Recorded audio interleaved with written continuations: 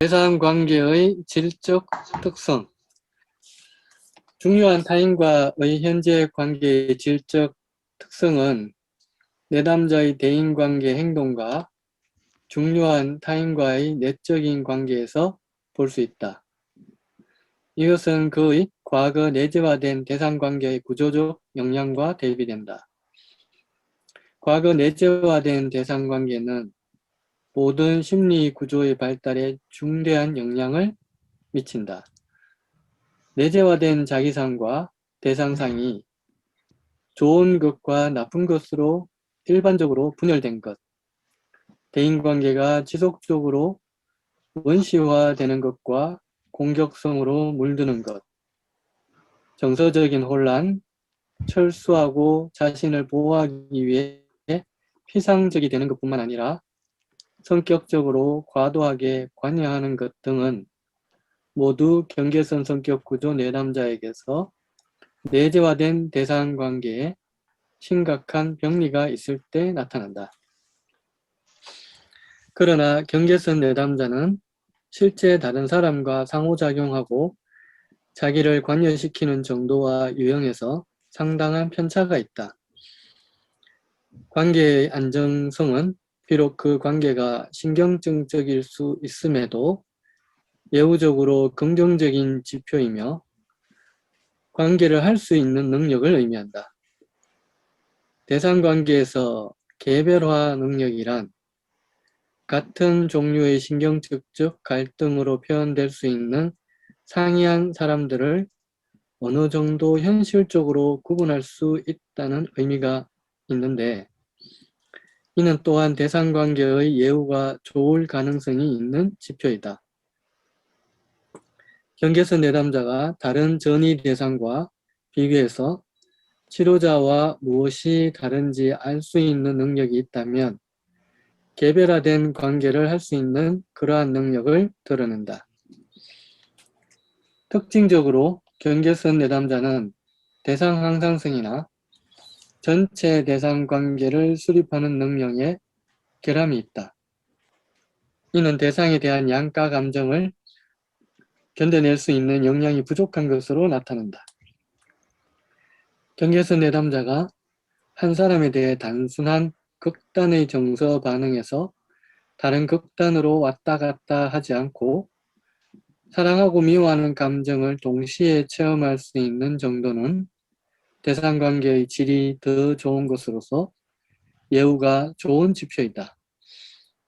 이러한 관점에서 한 사람에 대해 장기간에 걸쳐 갈등적이고 병리적인 의존성을 보이는 것은 모든 사람으로부터 전체적으로 철수하거나 거리를 두는 것보다 예우가 더 좋다. 여기서 여러분들 뭐 다 체험하는 거지만 어떤 대상에 대해서 극단적인 반응을 좋았다 나빴다 하는 것, 굉장히 평가절하했다가 이상화하는 이런 것들을 우리가 경계선 인격 구조를 가진 분들에게 체험하게 되는데, 여기서 컴버가 얘기하고 있는 것은 사랑하고 미워하는 감정을 동시에 체험하는 능력의 정도가 어느 정도인가 하는 것이 중요한 예우 지표가 된다 하는 것이 여러분들이 이해가 가시나요? 보통 상담할 때 무의식적으로 또는 의식적으로 기대하게 되는 게 이런 양가 감정을 해결하고 싶은 마음이 있는 것 같아요. 그래서 웬만하면 더 긍정적으로, 그러니까 미워하는 마음을 더 없애고 이렇게 긍정적인 마음 쪽으로 가야 상담이 또는 내담자가 좀 치료가 되고 나아진 것 같다라는 그 좀 편견 같은, 편견이라는 생각이 지금 좀 들었었어요. 어떻게 보면 이런 양가 감정을 좀 견딜 수 있는 상태가 되게 그 고차원적이라 그래야 될까? 하여튼 나아진 상태인데 그걸 상담자가 평가절하할 수도 있겠다는 생각이 들었습니다. 그렇죠. 이 메커니즘을 잘 이해하는 건 굉장히 중요하죠. 상담자 입장에서. 그래 같은 대상을 어떨 때는 이상화하다, 어떨 때는 평가절하는 이것이 가장 중요한 심텀 중에 하나예요. 경계선 내담자에. 그런데 어떤 치료 과정에서 그 이상적인 부분만 계속 드러나면 치료가 잘 되고 있다고 착각하면 안 된다는 얘기죠. 그러면 상담을 통해서 그냥 어떤 면에서는 지금 해리되어 있는 인격 구조를 있는 그대로 보지 못하고 이분이 일정한 상태, 그러니까 좋은 정서를 느끼는 것만 계속 나하고 드러내도록 내가 끌고 가고 있을 수도 있다는 얘기죠. 이분이 가지고 있는 어떤 평가절하하는 모습, 그건 평가절하나 이상화는 사실은 외부에 있는 대상 또는 원대상하고 관계만 문제되는 게 아니고 치료자하고 관계에서 일어나는 일들이죠. 전이 속에서 일어나니까 어쩔 때는 나를 절하했다가 또 이상화하는 이런 과정들이 일어나는데 나는 계속해서 이상화되기만을 바란다고 한다면 이분의 공격성을 어디로 갈 거예요? 이분이 지금 치유해내지 못하고 있는 가장 큰 원인 중에 하나는 어떤 공격성 부분이에요. 그래서 극단적으로 미워하고 극단적으로 사랑하고 있는 이런 패턴, 그러니까 대상관계 이론 쪽에서 본다면 멜라니 클라인이 얘기했듯이 좋은 대상과 나쁜 대상을 분열시켜 놓고 그 속에서 안주하고 있는 모습이죠. 거기서 빠져나오지 못하고 이걸 통합해내지 못하고 있는 건데 인격 통합이 일어나고 디프레시브 포지션에 간다는 얘기는 이 나쁜 대상과 좋은 대상이 결국 한 사람이라는 걸 이해한다는 거죠. 그래서 같은 사람을 내가 굉장히 좋아하지만 당신에게도 내가 싫은 게 있다. 이것을 동시에 느낄 수 있어야 된다. 동시에 사랑하고 미워할 수 있어야 된다. 미움과 사랑을 어느 하나가 아니라 두 가지 정서를 함께 느낄 수 있는 능력이라는 얘기죠. 그런데 보통 사이카틱하거나 보드라인 레벨에 있는 분들은 극단적으로 의존하고 사랑하거나 극단적으로 미워하고 배척하는 거죠. 이 양극단이라고 하는 것이 인격 통합이 안 됐다고 하는 증거가 되는 어떤 증상인데, 임상 안에서 또 이분들이 어떤 공격성이 나올 때 이 공격성, 그러니까 나를 평가절할 때 그것을 견뎌주는 것이 왜 필요한가 한다면 선생님이 형편없는 사람이라고 하는데도 내가 공격하지 않고 그래 정말 선생님이 잘못한 부분이 무엇인지 좀 알려줘야 내가 다음에 실수하지 않을 텐데 뭐가 불편했는지 좀 알려달라고 하는 이런 유연한 태도가 있게 되면은 이분은 전혀 체험하지 못한 대상을 체험한다는 얘기예요. 좋기만 하거나 나쁘기만 한 대상이 아니고 선생님이 아주 형편없어서 몹쓸 사람이라고 지금 얘기하고 있는 선생님이 그걸 수용해 준다는 태도가 나온다고 한다면 이분은 자기 내적 대상하고 전혀 다른 대상을 체험하는 거죠. 그게 아주 나쁜 사람인데 어떻게 나쁜 사람이 내 얘기를 들어주지? 처음에는 그 인식도 없지만 이게 반복되면서 자기가 안전하게 자기의 공격성을 표현하는 과정을 가면서 어느 순간 선생님이 그렇게 나쁜 사람만은 아니잖아 라는 자각이 갈 수 있다는 얘기죠. 그래서 정서적인 체험이 일어나야 된다. 실제로 이걸 경험해야 되는 거죠. 그래서 대상은 나쁘기만 하거나 좋기만 한 게 아니고 내가 싫어하는 저분한테도 좋은 게 있어서 또 나를 도와주는 분이 저분이구나. 근데 나는 왜 저분을 저렇게 싫어할까? 하면서 자기의 싫음에 대해서도 고찰할 수 있는 힘이 생겨나려면 우선 같은 대상을 좋아하기도 하고 싫어하는 것을 동시에 할 수 있는 능력이 있어야 이 셀프 리프렉션을 할 수 있게 된다는 얘기죠. 조금 추상적인 얘기를 했는데 납득이 되시는지 아니면 다른 의견, 다른 체험들 좀 나누시면 좋겠어요. 그만큼 이제 그 양가 감정, 그 뭔가 내가 선호하는 감정이 아닌 그 반대 감정을 갖고 있기가 참 불편하잖아요. 불편하죠. 실은. 네. 불편한데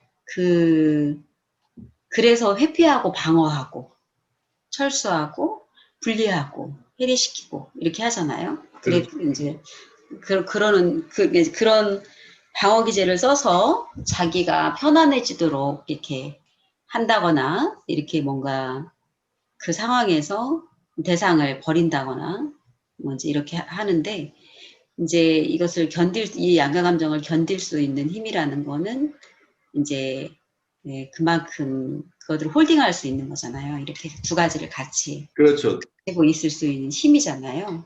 그게 대상에게도 대상에 대한 양가 감정이든 자기 자신에 대한 양가 감정이든 간에 그것을 견딜 수 있는 힘을 가진 근데 사람이지 그 얘가 힘은 어디서 좋다. 나올 것인가? 우리가 임상적으로. 임상적으로는 이제 교수님 말씀하신 것처럼 그걸 치료자가 견뎌줘야 되겠죠. 바로 예, 엄마가 그거 어떤 주 양육 과정에서 부모님이 또 양육자가 그거를 해주지 못했기 때문에 그거를 가져오지 못한 거기 때문에 그거를 이제 임상에서 이제 재경험을 해야 되는 그런 게 있긴 한데,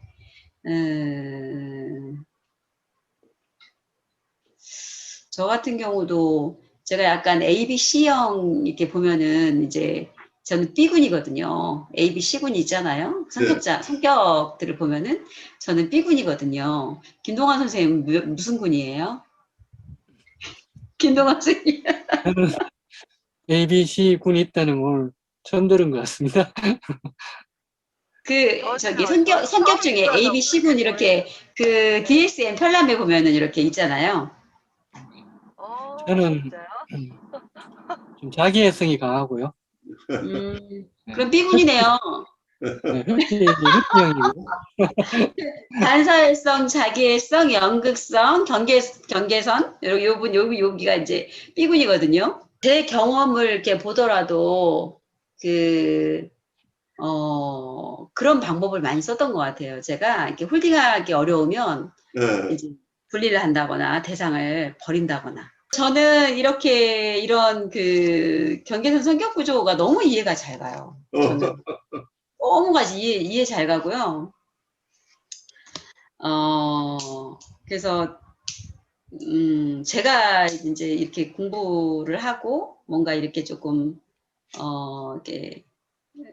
이렇게 좀 꾸준히 이렇게 자기를 좀 들여다보고 해서 아마 이렇게 좀 양가 감정을 잘 홀딩하고, 이렇게 통합을 시켜가고 있지 않을까, 이런 생각이 좀 들더라고요. 그래서, 어쨌든 저희 내담자의 경우에도 이제 이런 내담자가 저는 이해가 참 잘 가요. 여전히 이렇게 양가 감정에서 되게 막 힘들어 하긴 하지만 그런 흔들리는 정도가 이렇게 조금 왔다 갔다 하는 그 어떤 인도가 좀. 높낮이가 예. 조금 갭이 조금 이렇게 약간 좀 감소되어 가는 거를 이렇게 보게 되는 것 같아요. 그래서 그러니까 점차적으로 통합이 일어나고 있다고 보이는 거죠.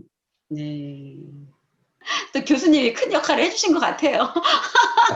제가 고맙습니다. 이렇게 뭔가 이렇게 이 양가 감정을 참 이렇게 홀딩하는 거에 대한 에너지나 이런 것들이 통합되어 가는 데는 이렇게 공헌자들이 좀 있는 것 같아요. 그래요. 아마 네. 이 그룹이 앞으로 그 역할을 할 거예요. 네. 어떤 집단도 어떤 모성이 있어요. 그래서 집단이 가진 힘이 굉장히 파워풀해요.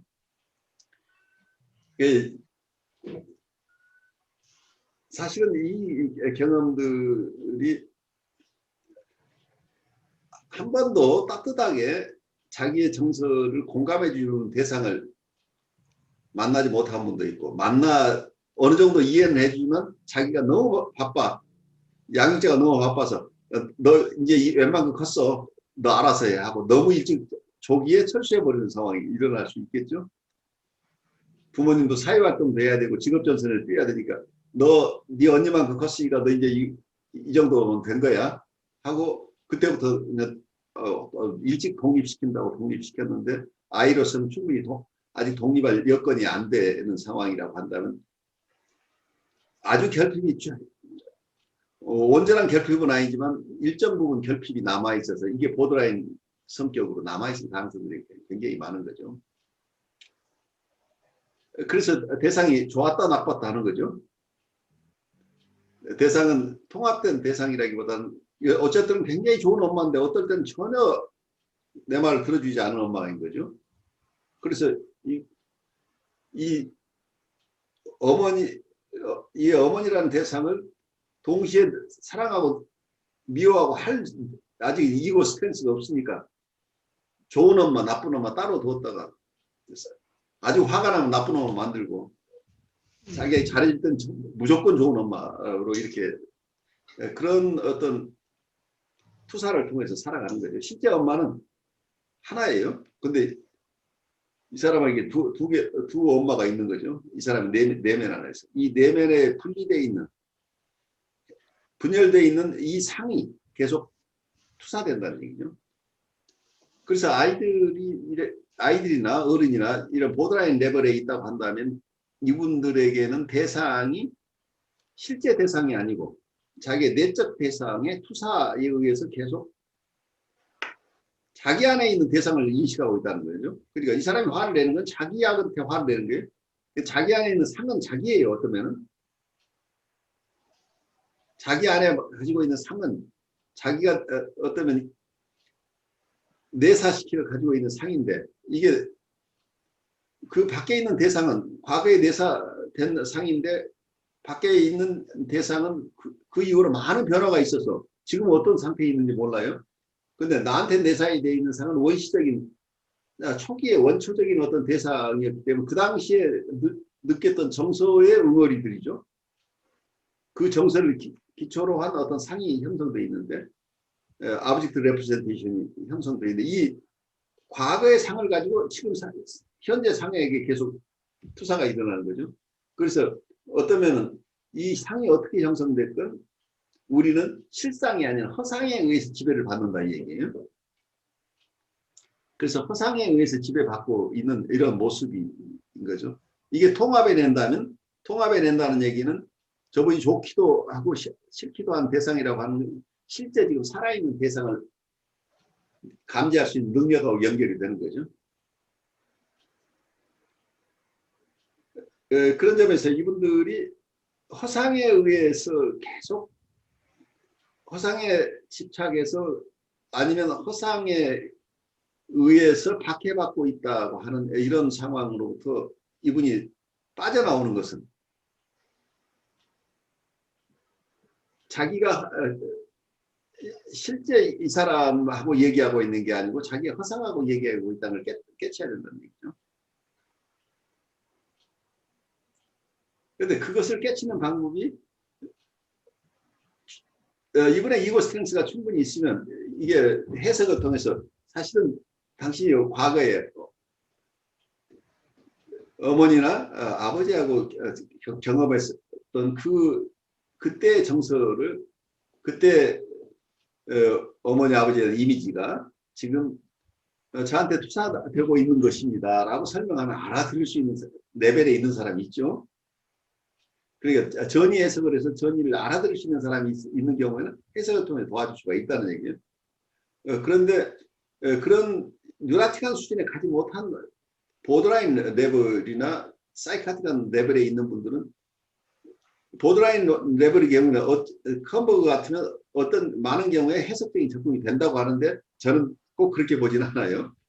이분들도 어쩌다가 된다고 하는 것은 잘 통하지 않는다고 봐야 되기 때문에 기본적으로 해석으로 접근하는 것은 무리라고 본다는 얘기죠. 제 입장에서는. 그래서 우선 이분들이 허상에 의해서 이렇게 계속해서 정서가 오르락 내리락 하면서 우리에게 투사하고 있는 현상을 있는 그대로 그냥 수용해 줘야 돼. 현재 상태로. 너 허상에서 깨라고 잠 깨라고 지금 그러니까 해석을 한다는 건 뭐예요? 웨이크업이죠. 웨이크업 콜이죠. 흔들어 깨우는 거라는 얘기인데 흔들어 깨워서 어떤 아이는 아침에 학교 가려고 할 때 흔들어 깨우면 아이고 알았어요. 깨워줘서 고마워요 하고 얼른 일어나는 아이가 있는데 어떤 우울증이 심한 사람 어때요? 깨우면 마구 화를 내죠. 그래서 어떤 상태인가에 다르죠. 어떤 분은 그냥 이분에게 해석을 해줘서 이분이 그걸 잘 이해해서 자기 통찰로 가져가서 도움을 받는 분이면 참 좋은데, 우리가 지금 여기서 만나는 경계선적 이격 구조를 가지신 분들은 그렇게 쉽게 이 깨침을 가져갈 수 있는 능력이 없다는 것을 전제하고 우리가 이분들의 그 능력을 키워줘야 되는데, 그 능력을 키워주는 과정 속에서는 어떤 이분이 파편화 시켜놓고 있는 대상이 내가 실제로 그 파편화된 모습으로 행동하지 않아야 된다. 분열된 모습에 이분들이 프로젝티브 아이덴티피케이션을 통해서 우리를 움직이는데, 이 움직임에 끌려서 움직이게 되면 결국 이분의 내적 대상이 바로 내가 투사돼서 내가 내적 대상이 행동했을 그대로 행동하게 되면 이분의 빌리프 시스템은 그대로 공고하죠. 역시 선생님과 똑같아. 그래서 밖에서 하는 패턴을 조금 더 바꿀 생각이 없이 계속 그런 과거의 패턴이 임상에서도 반복되겠죠. 이 전이 속에서 끊임없이 거의 전에서 빠져나오지 못하고, 그래서 결국은 이분은 그 몽상 속에서, 꿈속에서 깨어나지 못하면서 계속 이상화와 나를 이상화했다가 평가절하했다 하는 이런 과정을 반복할 것이라는 얘기죠. 그래서 이 사슬을 끊어내는 방법이 무엇일까 할 때는 누군가가 희생해야 된다는, 그 희생하는 사람이 결국 임상가라는, 임상가가 이분의 내적 대상을 우리에게 투사하는데, 그 내적 대상하고 다르게 이걸 그 정서로 그대로 다 느끼되, 그래서 고통스러워요. 이 고통스럽지만 행동화하지 않고 이걸 담아낼 능력이 있느냐 없느냐에 따라서 이분들을 치료할 수 있느냐 없느냐가 결정된다고 보이죠. 그러나 의존성에 대한 예외는 원시적인 과학적 초자아상을 반영하는 외부 대상에게 실제로 만성적이고 병리적으로 복종하는 것으로 나타나는 경우이다.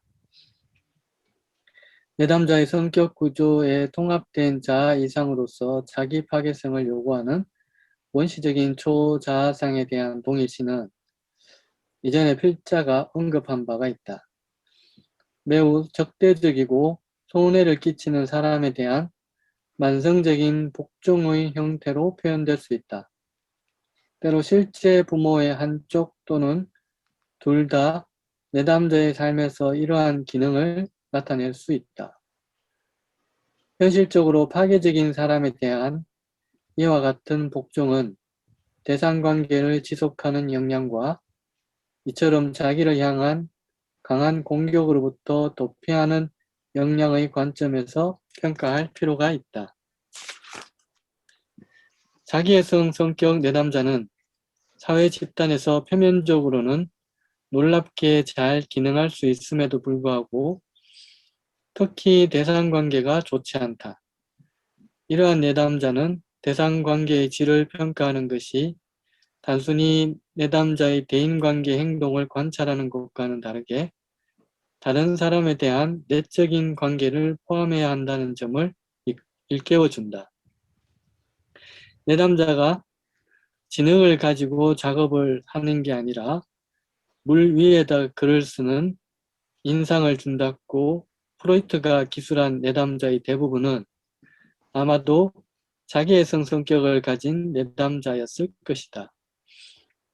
자기애성 내담자는 현재 깊은 대상관계가 없으며 병리적인 자아구조와 초자아구조로 표현되는 내재화된 대상관계의 심한 병리가 있지만 표면적인 적응이 이를 덮는다.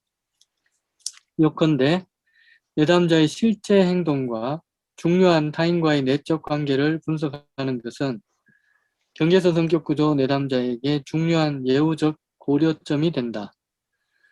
내담자가 중요한 타인과 내적으로 갖는 관계가 안정적일수록 더 분화되어 있을수록 더 정서적으로 깊을수록 치료 예우는 더 좋다. 한 사람의 대상 관계의 질은 그가 치료자와 갖는 관계의 질에서 예우적으로 가장 의미 있는 방식으로 실현된다. 이로 인해 대상 관계의 질은 중대한 예우 가치를 지닌 과정 변인 또는 교류 변인이 된다. 내담자가 치료자와 맺는 관계의 질은 또한 내담자의 초자아의 질을 드러내며 내담자가 치료자를 한 사람으로서 자각하고 관심을 갖는 능력에 의해 반영되며 내담자가 내적인 가학적 원시적 초자아 요구에 만성적으로 복종하는 데서 자유로울 수 있는 정도에서 반영된다. 이것으로 현재 내담자가 보이는 장애와 성격에서 반영되는 예우적 요소에 대한 검토가 끝났다. 이제 필자는 예우적 시사점을 지닌 한 가지 더 결정적인 과정 변인을 검토하고자 한다. 이것은 내담자와 관련된 것이 아니라 치료자의 전문성과 인격이다. 여기서 자기성 성격 장애자들을 여러분들이 많이 만나게 될 텐데 이분은 사회 집단에서는 굉장히 유능하잖아요. 유능한데 관계의 질에서는 굉장히 나쁜 결과를 초래하는 경우가 많죠. 그래서 굉장히 출세하는 사람도 많아요. 근데 대부분 대상들을 자기의 출세 디딤돌로 사용하는 데는 능숙해요. 근데 그 대상을 독립된 인격으로 존중하고 거기에 존중받는 인격과의 교류를 하는 이런 대상관계를 이루기가 굉장히 어렵다는, 대인관계가 그렇게 일어나지 않는다. 착취적인 대인관계가 중심이에요. 특히 자기애성 성격 장애자는. 그래서 어떤 경우에는 어느 회사에 굉장히 중요한 간부인데 그 사람이 있는데 그 사람이 지휘하고 있는 어떤 그 그룹은 일시적으로는 굉장히 성공적인데 일정 기간이 지나면 그 성공한 그 그룹이 알게 모르게 와해되면서 사람들이 하나씩 사직하기 시작해서 많은 수사에 사람들이 사직을 해요. 그런데도 이 사람, 여기에 책임을 지고 있는 이분은 그래도 자기하고 같이 일을 해서 큰 성과를 냈던 그 그룹이 와해되는 과정 속에 조금 더 상대가 왜 이 사람이 떠나는지에 대해서 잘 알지 못해요. 그리고 웬만하면 같이 있자고 이 사람들 붙잡고 사직을 만류하지도 않아요. 그냥 저 사람 없으면 또 다른 사람 벽치하면 되는 거지. 라는 이런 태도가 있는 거죠. 그래서 필요에 의해서 이 사람들을 사용하긴 하지만 이분들과의 인격적인 대인관계가 일어나지 않는다 하는 특성을 가지고 있죠. 그래서 착취적인 대상관계라고 하는 거죠. 착취적인 대상관계 혹은 대인관계라고 하는 거죠. 착취적인 대상관계라는 말이 맞는데 그게 어떤 깊은 관계에 들어가면 제가 어떤 경험했을 때 깊은 관계에 들어갔을 때 그 사람이 정말 어떤 대상관계나 대인관계에 있어서 어떤 상호 보완적인 관계가 형성될 수 없다는 것. 그런데 그 비밀을 아는 사람한테는 그게 이제 뭐 들키면 끊임없이 이제 그 비밀을 아는 사람을 공격의 대상으로 두는 것도 있고, 그리고 나머지 모르는 다수 군중들한테는 여기 이 말이 참 저는 와닿았는데요. 표면적인 적응이 이를 덮는다는 말이 너무나 실제적인 그 현장에서의 이게 참 맞는 것 같습니다. 왜 그래서 그러냐면 이분들의 실상을 드러내는 건 굉장히 위험하고 네. 오해받을 소지가 굉장히 많아요. 네. 오히려 참 어떻게 보면 정말 기묘하게 교묘하게 자신의 어떤 본 모습을 어떤 대중들한테는 이게 덮여져 있다는 거죠. 드러내지 이건 어떻게 말로 표현할 수가 없는 건데 그게 드러나지 않도록 교묘하게 그거를 끊임없이 이걸 하는데 자기와 함께 하려고 하는 어떤 사람들한테 처음에 회유라는 게 들어오는데 지켜보니까 회유할 때는 정말 그 아주 사탕발림의 말을 하거든요. 굉장히 그런데 비난결 같죠. 예, 그 이상 겸손할 수가 없이 사람들에게 다가가요. 맞습니다. 뭐 그러다 보니까 근데 그게 지켜지느냐, 회유했던 사탕발림의 말이 지켜지느냐, 다 거짓말이었다는 거. 일단 쉽게 이야기하면 자기가 그렇게 해서 자기 안으로, 바운더리 안으로 들어왔을 때는 그때부터 이제 착취의 대상이 되는 거죠. 처음에 어떤 관계를 맺기 전에 했던 모든 어떤 계약이라든지 말들은 절대 지켜지지 않는다는 거죠. 다른 어떤 핑계를 대고. 그러면서 이런 분들이 끊임없이 사람과 사람의 어떤 인격적인 관계라기보다는 착취의 대상이고 도구이고, 또 이게 끊임없이 그거를 또 필요로 하는 사람이 있기 때문에 아쉬울 게 없는 어떤 아쉬울 그런 게 없는 거죠. 네. 그러니까 자기를 이분도 그랜디오스 셀프가 있으면 자기의 위대함을 드러내는데 사용될 원재료를 가진 사람들은 얼마든지 있는 거죠. 네. 그래서 이왕 한번 써서 자기가 목적을 달성한 사람은 그냥 내팽개치는데 아무 어떤 미안함이나 그런 용어를 쓸 수도 없어요. 뭐 죄의식 이런 사치스러운 단어고 미안함도 거의 없는 거죠. 너는 무능한 거야. 내가 너에게 한 얘기가 사탕발림이라 그것도 몰랐어? 이런 바보잖아. 네가 그런 바보니까 내가 너를 버리는 거야. 이런 지점까지 가버려요. 그래서 이분들은 자기들이 사람들을 유인해서 자기 목적을 달성하는데 사용할 수 있는 그런 재능을 가지고 있는 그 재능을 굉장히 귀한 자산으로 이해하고 있는 거죠. 그래서 자기의 그랜디오시티, 자기의 위대함, 거대함의 일부로 다른 사람들을 자기 뜻대로 다 활용할 수 있는 능력을 포함시키고 있을 가능성이 있다. 그러니까 이분들이 그것을 죄의식으로 가져거나 미안함으로 생각하는 가능성은 굉장히 희박하죠. 혹시 거기에 대해서 이의를 제기하면 이 못난 사람, 지금 와서 그 당시 그것도 모르고 지금 와서 나한테 이런 엉뚱한 얘기를 하느냐고 오히려 공격을 할 가능성이 높죠. 네, 공격의 대상이 되고 가차없이 이제 버리기 위해서는 하여튼 교묘하게 어떤 이 굉장히 어떤 그걸 통해서 여론을 형성하는 그런 경우도 있는 것 같더라고요. 네. 네. 그래서 항상 본인은 옳은 사람 입장에 있는 그런 자기를 따르는 군중을 계속 유지하면서 불필요한 대상은 제거해내는 거죠.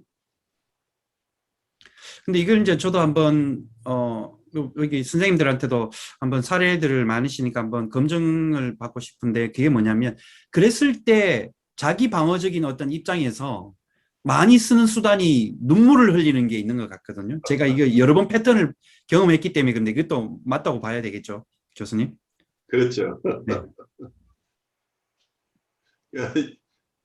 근데 이게 다 일률적인 것은 아닌데 네. 자기애증 성격 장애라고 할 때도 그 폭이 굉장히 넓어서, 그리고 그분들이 구사하는 기법도 굉장히 다양해, 굉장히 창의적이에요. 그래서 쫓아갈 수가 없어요. 그래서 아마 최근에도 어디 눈물을 흘리고 아주 읍소하는 모습들이 많이 나오죠. 근데 정말 그 사람이 정말 슬퍼서 우는 건지 잘 모르겠어요. 사람들로부터 동정을 얻어내는 데는 눈물을 잘 흘릴 수 있는 능력까지도 다 포함하고 있죠. 그 보면은 이제 요즘에 가스라이팅이라는 말을 많이 쓰잖아요. 그 가스라이트라는 영화가 있었거든요. 예. 근데 이제 그 영화의 내용에서 나온 그 이제 심리학적 용어인데, 그게 이제 뭐냐면 상대방의 약점을 아주 교묘하게 알아서 그거를 이제 이용해가지고 통제하고 자기를 의존하게 만들어서 착취하면서도 못 떠나게 만드는 어떤 그런 거거든요. 그래서 이제 주로 이제 데이트 폭력이나 이런 데서 이제 많이 이런 이제 가스라이팅이 이제 많이 나오죠. 네. 근데 보면은 이제 자기성이 굉장히 병리적으로 되게, 그러니까 자기애성인 사람들의 어떤 파트가 두 파트가 있는 것 같아요. 하나는 정말 너무 착취적이고 주변 사람들을 이용하고 아까 이제 목사님 말씀하셨듯이 아주 그런 류의 어떤 자기애성 환자들이 있는가 하면 또 하나는 그냥 뭔가 좀 약간 좀 순한 자기애성이 있는 것 같아요. 네, 그래서 그러니까 이제 그 인정과 칭찬에 목마른 그런 자기애성이 좀 있는 것 같아요. 그래서 예를 들면 뭐 선의를 베풀고 뭔가를 하는데 그게 정말 순수하게 내가 건강한 상태에서 그 상대방을 하는 게 아니라 그 자체도 실은 자기의 어떤 인정과 칭찬을 끌어모으기 위해서 하는 거죠. 그래서 약간 그런 좀 약간 결이 다른 또 자기애성이 좀 있는 것 같아요. 그래요. 그러니까 저는 자기애성인데 후자인 것 같아요. 전 후자인 것 같아요. 귀여운 자기애성. 그러니까 막 하고 그러지는 않고 뭔가 내가 뭔가를 함으로써 이렇게 인정과 칭찬을 끌어내려고 하는 약간 이제 그런 자기적인 그러니까 어떤 그 여러분들이 스펙트럼이 있는 것 같아요. 스펙트럼이 굉장히 자기애성이라고 하는 건 너무 스펙트럼이 근데 건강한 셀프 이스템을 가진 이런 자기애도 있고 병리적이라고 하지만 병리적인 정도가 병리적이라고 하기는 건강한 사람과 약간의 병리적인 그 중간에 있을 수도 있고 여러 가지인데 여기서 자기애적 성격 장애라고 할 때는 굉장히 병리적인 경우를 얘기를 해요. 그래서 우리가 자기애적 성격이라고 하는 것까지는 is okay. 근데 자기애적 성격 장애라고 할 때는 굉장히 조심해서 얘기해야 돼요. 자기애적 경향을 가진 것은 건강한 사람의 그 이외에 병리적인 경우에 많은 병리에 함께 포함되어 있는데 자기애적 성격은 다양하지만 자기애적 성격 장애라고 디파인하는 것은 굉장히 임상적으로는 면밀하게 봐야 될 부분이겠죠. 보면은 뭐 소시오패스나 엔티소셜 같은 사람들이 엄청 극단적인 자기애적 환자들 그렇지. 아니에요? 그러니까 자기애적 조직에서 조직 두목 막 이런 그런 그렇죠. 사람들 보면 뭐 피도 눈물도 없잖아요. 그렇죠. 자기들 거기 이제 그 지점에까지 가버리면 자기애성 중에 아주 가장 최악의 상황은 따로 반사회적 성격 구조로 따로 분류하는 거죠. 그 정도까지 가는 사람은.